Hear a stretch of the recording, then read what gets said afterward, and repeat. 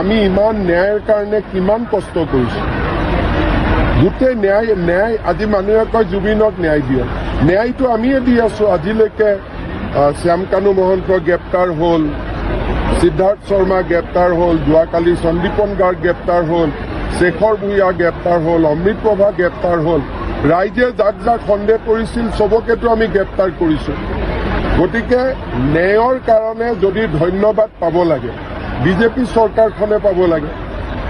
আজিলৈকে কংগ্ৰেছে কাক ন্যায় দিব পাৰিছিল, কিন্তু আমিতো তুৰন্ত ন্যায় দি দিলোঁ আৰু প্ৰক্ৰিয়া চলি আছে।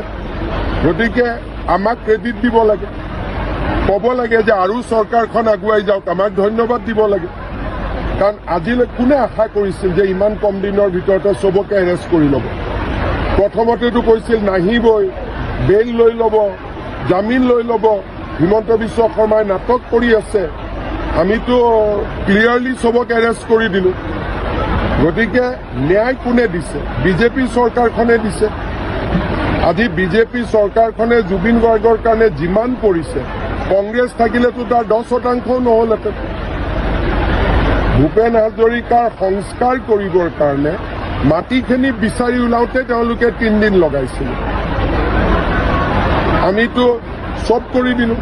ভূপেন হাজৰিকাক শেষ কৃত্যত সন্মান জনাবলৈ এজনো কেন্দ্ৰীয় মন্ত্ৰী অহা নাছিল। গতিকে জুবিন গাৰ্গৰ ক্ষেত্ৰত বিজেপিয়ে যিমান কৰিছে সিমানটোতো ভাৰতত উদাহৰণ নাই ইমান কৰা।